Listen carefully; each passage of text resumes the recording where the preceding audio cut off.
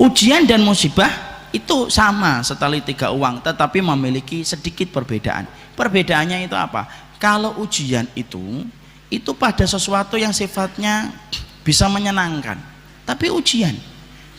Makanya kata ujian itu di dalam bahasa hadis disebut dengan bala. Bala itu kalau kita membuka di dalam Mu'jam kamus itu ada tiga makna. Nikmat itu ujian, kemudian cobaan, ibtila, kemudian yang ketiga makruh, sesuatu yang dibenci oleh jiwa kita. Itu ujian, Pak. Makanya ujian itu tidak selalu menyedihkan kalau konteksnya ujian. Tapi sesungguhnya ujian itu bisa jadi dalam konteks yang menyenangkan. Contoh, kita punya anak cakep banget, Pak. Ujian atau tidak ujian, Pak? Ujian. Kita punya harta yang banyak gitu. Ujian atau tidak? Ujian. Kita punya rumah gede, kita mengatakan ini ujian. Enggak kan kita mengatakan ini musibah. Enggak, ini ujian. Kita punya istri cakep banget, itu ujian atau musibah? Ujian. Ini kan ujian itu. Jangan ngomong kamu itu musibah bagi saya. Oh, bapak nggak dimasakin tuh 4 hari. Karena kemudian namanya ujian itu sesuatu yang bisa jadi menyenangkan. Itu ujian, Pak. Beda dengan musibah. Musibah itu disebutkan di dalam Al-Quran itu 10 kali, dan tidak ada di antara 10 kali ketika Allah mengulang kata musibah kecuali maknanya dari kata musibah itu maknanya satu, Pak. Maknanya apa? Maknanya dari kata musibah itu maknanya adalah sesungguhnya musibah itu sesuatu yang dibenci oleh jiwa. Sesuatu yang dibenci oleh jiwa. Kehilangan, sakit, menderita, itu namanya musibah, Pak. Dan sesungguhnya ujian dan musibah itu identitas yang ditimpakan kepada orang yang beriman. Itu identitas yang diberikan kepada orang yang beriman. Makanya orang yang beriman itu ujiannya banyak. Inna asyaddan nasi balaan al-anbiya'u fal-anbiya'u tsummal amsalu fal-amsal. Orang yang paling keras ujian dalam hidupnya itu para nabi dan para nabi, dan orang-orang yang mengikuti para nabi. Kenapa? Ujian dan musibah itu identik dengan orang yang taat sama Allah, Pak. Emang orang kalau beriman itu ujiannya besar, Ustaz? Iya, semakin tinggi imannya semakin berat ujiannya. Tapi ingat, pertolongan Allah lebih besar daripada ujian yang Allah berikan. Makanya orang beriman walaupun ujiannya banyak, kenapa kok masih bisa tersenyum? Karena pertolongan Allah lebih besar daripada ujian yang dia dapatkan. Nah, itu cara memahaminya, jangan sampai salah. Sampai nanti ada yang nanya, emang orang beriman tuh ujiannya berat, Ustaz? Iya. Ya sudahlah, saya tidak usah beriman banget lah. Nggak beriman banget ya rugi. Makanya orang kalau tidak beriman, Pak, ujiannya ringan, Pak, tapi tidak ada pertolongan. Makanya walaupun ringan, sesek dadanya. Makanya mati bunuh diri. Hanya gara-gara putus cinta mati bunuh diri. Ya kan, ngelamar ahwat ditolak, buat curhat 2 tahun statusnya tentang itu terus. Karena tidak punya pertolongan dia. Tidak punya pertolongan itu. Makanya Bapak lihat itu, apa negara yang paling tinggi itu mati bunuh diri? Bukan di Palestina, bukan di Suriah. Padahal 2 negara itu paling layak untuk dijadikan alasan penduduknya untuk mati bunuh diri. Kenapa? Tingkat hidup sulit di sana, makan susah, kemudian diancam dengan serangan tiap waktu. Tapi malah mereka itu kemudian tidak ada yang mati bunuh diri, Pak. Mana yang paling banyak mati bunuh diri? Jepang sama Korea. Padahal Masya Allah ya, Jepang sama Korea itu sudah maju, Pak. Infrastrukturnya bagus loh, sampai kemudian 2/3 negara Korea itu sudah pakai wifi gratis kalau tidak salah saya baca. Bapak bisa bayangin 2/3 penduduknya, wilayahnya itu sudah pakai wifi gratis. Kalau Bapak pakai wifi itu kan harus ke kafe dulu, mesen es teh, kemudian minta password. itu kemudian di Korea itu sampai setinggi itu, tapi mati bunuh dirinya tinggi, Pak. Kenapa? Karena mereka nggak beriman. Makanya kemudian dikit-dikit operasi plastik gitu lah.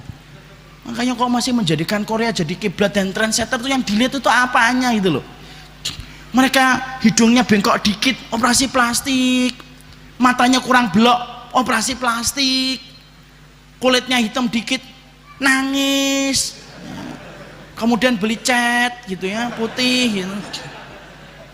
Kalau orang tidak beriman itu kan gitu Pak. Makanya iklan kita itu Masya Allah, iklan kita itu diisi apa? Sampo sama pemutih Pak. Itu sebenarnya iklan itu nyudutin kita, nuduh masyarakat Indonesia itu apa? Ketombean dan hitam-hitam. Kan gitu Pak iklan. Coba Bapak kalau lihat iklan di TV, bagi yang punya TV loh ya, sekali lihat iklan sampo, sekali lihat pemutih, pengen terlihat wajah 20 walaupun umur 60 nih pakai pemutih nih. Itu kayak gitu Pak. Makanya orang yang beriman itu ujiannya berat tapi pertolongan Allah lebih besar. Makanya orang beriman itu mendapatkan ujian dan musibah ya. Kenapa orang beriman itu ujiannya berat Ustadz? Loh, Allah itu menjadikan orang yang beriman itu ujiannya berat supaya orang beriman itu tidak terkena penyakit wahan. Apa itu wahan? Hubbud dunia wa karahiyatul maut, cinta dunia dan takut mati. Itu yang pengen Allah berikan. Kalau kemudian kita apa orang beriman, ini ibaratnya orang beriman, maaf ini orang beriman, ini gelas misalkan, itu dikocok-kocok terus oleh Allah. Itu kenapa? Supaya dia tidak jatuh cinta sama dunia Pak. Karena jatuh cinta sama dunia itu apa? Rok sukuli khotiatin, lu pangkal dari semua keburukan. Itu kalau kita sudah jatuh cinta sama dunia Pak. Laki-laki saja kalau sudah jatuh cinta itu susah dikasih nasihat, apalagi jatuh cinta sama dunia. Coba antum lihat kalau nasihatin adik antum lagi jatuh cinta itu, mau ngomong berbusa-busa juga nggak masuk itu kemudian telinganya. Itu yang kamu senengin itu orang yang tidak pakai jilbab, hitam lagi, dia akan ngomong nggak apa-apa yang penting manis, kan gitu. Nanti manisnya hilang tinggal hitamnya, nggak apa-apa yang penting orangnya pinter, kan gitu. Kenapa? Ngasih nasihat orang itu ketika jatuh cinta itu susah Pak. Lu jatuh cinta sama perempuan aja susah ngasih nasihat, apalagi orang yang jatuh cinta sama dunia. Makanya orang beriman dikasih ujian terus oleh Allah. Kenapa Ustadz? Loh, supaya saya dan antum Pak dikasih ujian sama Allah itu supaya kita tidak cinta sama dunia, karena dunia tempat kita meninggal dan bukan tempat untuk tinggal. Lah kalau kita jarang diuji, seneng kebangetan sama dunia, akhirnya apa? Takut mati. Paham? Sederek-sederek, sedulur-sedulur. Makanya kalau dapat ujian itu ndak usah ya Allah kenapa saya yang diuji oleh Allah, itu kenapa nggak preman-preman itu ditonton nadi. Oh saya sudah ngaji, subuh saya ikut, bahkan kemudian Ustaz cuma ngasih 2 kali, saya ngajinya 4 kali gitu. Itu Allah itu nguji kita. Allah itu nguji kita kalau kita beriman itu supaya kita tidak jatuh cinta sama dunia. Itu ujian dan musibah, identitasnya orang beriman. Kalau adab itu terus siapa Ustaz? Adab itu identitas yang diberikan kepada orang kafir karena kemaksiatan mereka dan kemungkaran mereka, dikasih adab sama Allah. Itu namanya adab. Adab itu dibagi 2, adab istisol, adab istis.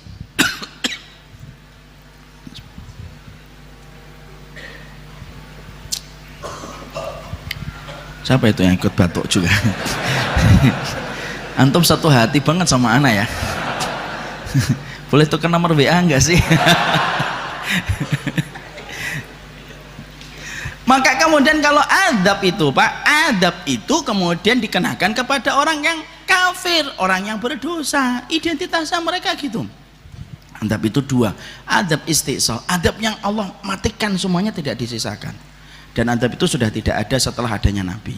Adab yang ada itu apa? Diberikan sisanya Pak. Ada kasih adab, masih ada yang hidup untuk menjadi peringatan. Itu kemudian itu yang kita pahami. Makanya di situ maaf ya, kalau kita korelasikan kejadian di Palu, Lombok, maka bisa jadi ada 2 orang yang diketemukan oleh relawan. Yang satu bisa jadi ini adalah orang soleh, yang satu adalah orang yang berdosa besar. Misal nih, yang satunya ada nggak, saya sebelum saya tanya Pak, kejadian Palu ada nggak orang soleh yang ikut meninggal Pak? Ada yang nyari sedang gempa, dikomong ayo ukhti kita keluar ini gempa, dia nyari jilbab sama cadarnya Pak. Ketika masih nyari jilbab dan cadarnya, dia meninggal dunia ketika tertimpa bangunan. Saya baca itu seorang santriwati hafal 30 juz Pak. Kalau Bapak kan 3 surat yang terakhir, beliau 30 juz. Ini 30 juz. Solih atau tidak solih? Solih. Kita mendapati pula ada orang yang kemudian azan gitu, terjadi gempa, kemudian teman-temannya adzan gempa gitu, saya selesaikan adzan, loh belum selesai adzannya sudah tertimpa bangunan. Kalau ada orang solih Pak, kemudian dia meninggal, maka itu ujian baginya. Maka boleh kalau kita bayangkan Pak, semenjak gelombang itu datang, kan itu hitam Pak. Kalau kita lihat gelombang air laut kalau sudah menuju ke daratan itu jadinya hitam Pak, campur tanah, campur lumpur Pak. Kemudian gelombang itu datang nyeret dia tanpa dia bisa menahan gelombang itu saking besarnya. Kemudian dia naik turun di apa itu dipermainkan oleh gelombang itu sampai tidak bisa napas Pak. Sampai hitamnya air itu masuk ke matanya, masuk ke telinganya kan gitu Pak. Kalau kita bayangkan tuh kan gitu. Kalau Bapak lihat videonya kan gitu. Kita bayangkan tuh gimana ketika diterjang sama air itu. Dia sampai tidak bisa nafas Pak. Sekalinya nafas dia harus meneguk air. Air itu kemudian langsung masuk ke paru-parunya Pak. Jadi hitam itu. Makanya rata-rata orang kalau kena korban tsunami itu hitam semuanya Pak. Matanya hitam, telinganya hitam. Kemudian sampai kuku-kukunya jadi hitam Pak. Maka semua itu masih ditambah dengan benturan tembok yang ikut terseret, benturan papan yang di dalamnya ada paku, mantem itu ke sini, ngantem ke sini. Makanya rata-rata sampai perut mereka besar karena banyaknya air yang mereka minum, belum dihantam dengan tembok dan yang lainnya. Semua proses itu, kalau dia adalah orang yang beriman sebelum kejadian itu, semua proses sakit yang dia rasakan sampai dia meninggal dunia, maka itu adalah ujian untuk menggugurkan dosanya supaya ringan ketika balik kepada Allah. Tapi bisa jadi ada nggak orang yang di sono kemudian melakukan dosa Pak? Ada. Bahkan kita tidak menutup katanya, wallahu alam bisawab, benar atau tidak benar itu. Ada yang kejadian sebelum gempa itu ada beberapa grup orang-orang Palu itu yang mereka terindikasi homo sampai membernya itu sampai sudah 1000 lebih. Atau ada yang memberikan sesajen kepada lautan. Dan itu merupakan bagian dari acara yang kemudian merupakan kesyirikan. Ketika dia melakukan dosa, kemudian diterjang dengan kemudian gelombang itu ketika naik ke darat, sampai sama dihantam batu, dihantam tembok, kemudian dia nggak bisa nafas, semua rasa sakit yang dia dapatkan kalau sebelumnya dia pelaku dosa dan kemaksiatan, kesyirikan, semua rasa sakit itu adab Pak, belum lagi adab nanti di akhirat. Nah, itu beda. Makanya cara kita menyikapinya gitu. Tidak bisa kita langsung ngomong ini gara-gara azab. Iya. Tapi tidak semuanya. Ini gara-gara kemudian ujian kalian, betul. Tapi tidak semuanya.